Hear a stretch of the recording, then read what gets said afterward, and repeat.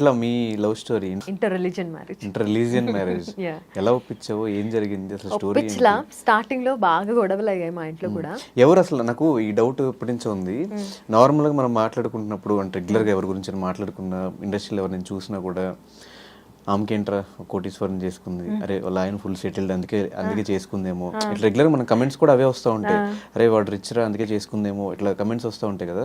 నీ లైఫ్ లో ఇలా జరిగిందా, లేకపోతే ఇద్దరు స్ట్రగుల్ అవుతూ ఎదిగారా? అఫ్ కోర్స్ ఇద్దరం స్ట్రగుల్ అవుతూనే ఎదిగాము. మేమిద్దరం when we started loving each other, నేను స్టూడెంట్ని, విజయ్ వాళ్ళ డాడ్ వాళ్ళ బిజినెస్ దాంట్లో he was doing a job విజయవాడలోనే. అంటే లిటరలీ వాళ్ళ డాడ్ బిజినెస్లో హెల్ప్ చేస్తున్నట్టే. సో ఇద్దరం వీఆర్ నోవేర్, కానీ ఇద్దరం from nowhere we went to హైదరాబాద్లో జాబ్ సంపాదించుకున్నాడు తను, హైదరాబాద్లో వచ్చిన తర్వాతే నేను జాబ్ సంపాదించుకున్నాను. సో అక్కడి నుంచి ఇప్పుడు వరకు ఏం చేస్తున్నా, తను జాబ్ చేస్తూ జాబ్ వదిలేసి బిజినెస్ స్టార్ట్ చేశాడు, నేను జాబ్ చేస్తూ వదిలేసి ఫ్రీలాన్సింగ్ వర్క్ చేస్తున్నాను. సో అట్లా నేను అనుకుంటాను, ఓకే విజయ్ లేకపోయి ఉంటే అసలు నాకు ఈ కెరీర్ ఉండేది కాదేమో అని. విజయ్ కూడా అనుకుంటాడు, ఓకే నేను లేకపోయి ఉంటే తన కెరియరే అసలు ఇలా ఉండేది కాదేమో, వాళ్ళ నాన్న దగ్గరే ఇంకా పనిచేసుకుంటూ ఉండేవాడేమో, లేదా ఇంకేం చేస్తూ ఉండేవాడో, అసలు నాకు హోప్లెస్ ఆర్ క్లూలెస్ కెరియర్ ఉండేదేమో అని. So we give credit to each other and we love each other. So ఎలా పరిచయం విజయ్? మా ఇంటి పక్కనే వాళ్ళ డాడ్ బిజినెస్ ఉండేదన్నమాట, సైనేజ్ బిజినెస్, మొత్తానికి ప్రింటింగ్ ఉండేది. సో అక్కడ ఒక రోజు వెళ్ళాను నేను కూడా ఒక ఫ్లెక్స్ ప్రింట్ చేయించుకుందాం, అప్పట్లో కొత్తగా వస్తున్నాయి అనమాట ఫ్లెక్సీస్ అవి. సో బర్త్డేస్కి ఫ్లెక్సీస్ పెట్టడం అప్పుడే స్టార్ట్ చేస్తారు. అప్పటి వరకు అసలు ఫోటో పెట్టి హ్యాపీ బర్త్డే అని పెట్టి 2005 ఐ వాజ్ స్టూడెంట్ అప్పట్లో. సో అది చూసి సరే మా అక్క వాళ్ళ పాపకి ఇది గిఫ్ట్ ఇద్దామని ఫస్ట్ టైం వాళ్ళ ఆఫీస్కి వెళ్ళడం. అక్కడ వెళ్ళిన తర్వాత పరిచయం అయింది, చూసుకున్నాము, తర్వాత నంబర్స్ ఎక్స్చేంజ్ చేసుకున్నాం, మాట్లాడుకున్నాం, ఈమెయిల్స్ చేసుకున్నాం, ప్రపోజ్ చేశాడు. ఈమెయిల్స్ కంటే ముందే ఉండేవి కదా ఫోన్స్, ఈమెయిల్సే. ఈమెయిల్స్ ఇంటర్నెట్ అంటే ఈమెయిల్సే, స్నాప్చాట్ వాట్సాప్ అట్లాంటివి ఏం లేవు కదా. అదే చేసుకునేవాళ్ళం, ఇంటర్నెట్ షాప్కి వెళ్ళి. అవును, చేసుకునేవాళ్ళం. ప్రపోజ్ చేశాడు, నో అన్నాను. నీకోసం ఏమైనా చేస్తా అంటే ఎస్ అన్నాను. తర్వాత ఇంట్లో నో అన్నారు, తర్వాత మేము ఎస్ అనుకున్నాము, వెళ్ళిపోయాము. లేచిపోయి తీసుకున్నారా? ఫైట్లు, జంపింగ్లు, మామూలుగా కాదు. 2-3 సార్లు వెళ్ళిపోయాను నేను ఇంట్లో నుంచి, మళ్ళీ తీసుకొచ్చారు, మళ్ళీ వెళ్ళిపోయాను, మళ్ళీ తీసుకొచ్చారు, అట్లా అయింది. మొత్తానికి లాస్ట్కి పాప పుట్టిన తర్వాత పేరెంట్స్, నాన్నగారు ఒక్కళ్ళు కొంచెం అడమెంట్గా ఉండే, తర్వాత పాప పుట్టిన తర్వాత ఆయన కూడా కలిసిపోయారు. ఇప్పుడు యూఆర్ ఆల్ హ్యాపీ. ఇప్పుడు అమ్మ నాన్న ఎక్కువ సపోర్ట్ చేస్తారు ఇప్పుడు నా కోసం. ఎప్పుడన్నా నేను ట్రిప్స్, అబ్రాడ్ ట్రిప్స్కి వెళ్ళారన్నా ఆర్ ఏమైనా ఈవెంట్స్ ఉన్నా వాళ్ళు వచ్చి ఉంటారు పాపని చూసుకోవడానికి. విజయ్ కూడా ఆఫ్ కోర్స్ చూసుకుంటాడు. విజయ్ చెప్తుంటే నేను చూసుకుంటాను కదా అంటే, లేదు నిన్ను కూడా చూసుకోవాలి అని చెప్పి మా అమ్మ నాన్న పిలుస్తాను. వాళ్ళు చాలా సపోర్టివ్ అమ్మ నాన్న.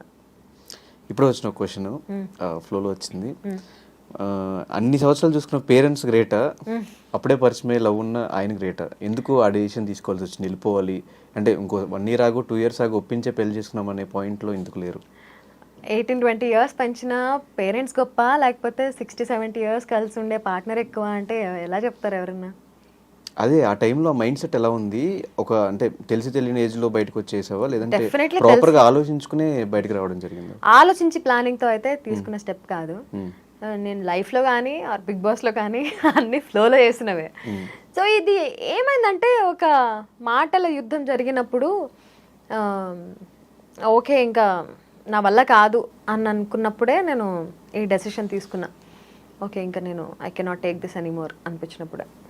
సో ఇంట్లో జరిగిన గొడవల్లో, మాటల్లో కొన్ని అలా చెప్పలేదు. ఎవరు గ్రేటో చెప్పలేదు, ఎవరు గొప్ప ఇద్దర్లో? ఇప్పుడు ఒకవేళ నేను మామ్ కాకముందు ఈ క్వశ్చన్ అడుగుంటే అఫ్ కోర్స్ మా ఆయన గొప్ప అని చెప్పుండేదాన్ని. ఎందుకంటే నేను అమ్మ నాన్నను వదిలేసి నేను ప్రేమ కోసం వచ్చేస్తాను కాబట్టి. ఇప్పుడు now I'm a ma'am. So పిల్లలకి పేరెంట్స్కి ఉండే అటాచ్మెంట్ ఏంటి అండ్ ఆ లవ్ ఏంటి నాకు తెలుసు. ఇప్పుడు ఎవరు గొప్ప అంటే నేను ఖచ్చితంగా చెప్పలేను. నేను ఇద్దరు 2 కళ్ళలో ఏది గొప్ప అంటే ఏం చెప్తారు? సో ఆ మదర్హుడ్ ఎలా అనిపించింది? Oh my god, that's beautiful and precious. అప్పటి వరకు ఉన్న నొప్పులన్నీ దాని ఫేస్ చూడగానే మాయం హుష్కాకి. అది ఎవరు ఎక్స్ప్లెయిన్ చేయలేరు అబ్బా. నువ్వు ఎనీ మదర్ ఎనీ ఫాదర్ని కూడా అడుగు, అసలు ఎక్స్ప్లెయిన్ చేయలేరు, వర్ణనాతీతం. సో ఆఫ్టర్ పాప పుట్టిన తర్వాత లైఫ్ ఎలా చేంజ్ అయింది? తను చూసుకుంటూ తను స్కూల్లో పంపించాలి, తనకి ఎడ్యుకేషన్ ఇవ్వాలి, ఇదంతా ఎలా ప్లాన్ చేసిన, ఎలా అనిపించింది ఆ టైంలో? ఇంకొంచెం అంబిషియస్గా మారాను, ఇంకొంచెం ఓకే ఇంకా ఎక్కువ సంపాదించాలి, దీని ఫ్యూచర్ బాగుండాలి అని చెప్పి. నాకు అర్షిన్ అంటే ఎంత ఇష్టం అంటే literally I don't want have a second baby. నాకు అంత పిచ్చి అదంటే, మా ఆయనకు కూడా అదంటే అంత ఇష్టం. సో అర్షిన్ ARSHEN అర్షిన్ శీలం శెట్టి. మొత్తం ఇద్దరు కలిపి పెట్టారు. గొడవ అయిందా ఇద్దరికి? అమ్మో, అడుగడుగున ఎనీ కపుల్ ఖచ్చితంగా గొడవలు ఉంటాయి. మేమిద్దరం కూడా బాగా కొట్టుకున్నాం అండ్ బాగా ప్రేమించుకుంటాం, అది డిఫరెంట్ స్టోరీ. నువ్వు ఏ కపుల్ అన్నా అడుగు, గొడవ పడకుండా ఏ కపుల్ ఉండరు. అంటే ఆ గొడవలు వేరు. ఈ పేరు విషయంలో గానీ, రిలీజియన్ విషయంలో గానీ ఏమైనా ఫైట్స్ అయినాయి ఇద్దరికి? అయితే అయ్యే గొడవలే వాటి వల్ల, లేకపోతే అసలు మాకు గొడవలే. ఎగ్జాంపుల్స్ ఏమన్నా? ఎగ్జాంపుల్ పేరు విషయంలో అయింది. పాపకి హిందూ నేమ్ పెట్టాలని విజయ్, నేనేమో లేదు ముస్లిం పేరే పెట్టాలి అని నేను. అప్పట్లో ఎందుకు ఈ ఐడియా రాలేదు? ఇద్దరు రిలీజియన్స్ కి కలిపి ఒక పేరు ఉంది కదా, లైక్ సమీరా, నేహా, ఇట్లాంటి పేర్లు ముస్లిమ్స్ లోనే ఉంటాయి, హిందూస్ లోనే ఉంటాయి. నాకు అప్పుడు ఏంట్రా నాకు వెలగలేదు అని అనిపించింది. బట్ ఇంకోటి ఏముండింది అంటే, మా పెద్దక్క చిన్నక్క వీళ్ళ పిల్లల పేర్లు ఆర్ మా పేర్లు అన్ని కూడా ఈన్ ఈన్ ఈన్ ఈన్ అని ఎండ్ అవుతాయి. మెహజబీన్, మెహజరీన్. నా పేరు ఒకటి ఏ ఉంటుంది, షబీనా, లేకపోతే మెహషబీన్, మెహరీన్, సమ్రీన్, ఇట్లా అందరివి ఈన్ ఈన్ ఈన్. సో అందులోనే మ్యాచ్ అవ్వాలి, అర్షీనే పెట్టాలి అని నేను డిసైడ్ అయ్యాను. విజయ్ ఏమో లేదు తిథి ప్రకారం గాతో స్టార్ట్ అవ్వాలి, గీత అని పెడదాం. మాకు అట్లాంటివి ఏమి ఉండవు, నేను పెట్టాను అన్న. ఫుల్ గొడవలు అయ్యాయి. ఇంటి పేరు ఎలాగో మీదే ఉంటుంది కదా శీలం శెట్టి, పేరన్నా మాది పెట్టచ్చు కదా అని ఫుల్ గొడవలు అయ్యాయి. బట్ ఇప్పుడు అసలు రిలీజన్ తోటి గొడవలు అవ్వవు ఇప్పుడు. కానీ ఏ గొడవ అయినా కూడా లాస్ట్ కి అమ్మాయి గెలుస్తుంది, ఒప్పుకోవాలి, ఇంకా అది తప్పదు. ఇంకా ఎందుకంటే దే ఆర్ ఆల్వేస్ రైట్. ఎందుకు రైట్? వెళ్తా ఎందుకు లేరా నాయన అని చెప్పి లాగుతారు కదా. నేను చెప్పారా లేదా కంటిన్యూస్ గా? ఇప్పుడు అర్షిన్ శీలం శెట్టి అంటే నువ్వు రెండు ఉన్నాయే బలి పెట్టుకున్నారే అన్నావా లేదా? అదే గీతా శీలం శెట్టి ఉంటే ఏముంది, వెరైటీ లేదు కదా. మరి ఇంట్లో పూజల సంగతి ఏంటి? నేను I never say no to him and he never says no to me. ఏమున్నా వాళ్ళ సైడ్ నేను వెళ్తాను, మా సైడ్ తను కూడా వస్తాడు. కాకపోతే వాళ్ళ సైడ్ వెళ్ళినప్పుడు నేనేం పెట్టను, ఎందుకంటే ఇప్పుడు కూడా ఇది చూస్తే మా అమ్మ నాన్న వాళ్ళు వేసుకుంటారు నన్ను. సో వాళ్ళ సైడ్, అందుకే నాకు ఇన్స్టాగ్రామ్లో ఆర్ పర్సనల్గా మెసేజెస్ పెడుతూ ఉంటారు, ఎప్పుడు మీవే పెట్టుకుంటారేంటి వాళ్ళే పెట్టుకోరేంటి అని. నేను పెట్టుకుంటాను మావి, వాళ్ళే పెట్టాలంటే విజయ్ పెట్టుకోవచ్చు కానీ నేను I never judge or I never say no to him. తను పెట్టుకోండి నేనే చూడండి. ఈ రిలీజియన్స్ గొడవలు లేకపోతే హ్యాపీగా లైఫ్ అసలు. సో ఒకప్పుడు బిగ్ బాస్ ముందు కాజల్కి ఉండింది ఏంటి, లేనిది ఏంటి, ఇప్పుడు ఉండింది ఏంటి? అది తెలిసి ఇల్లు, కారు.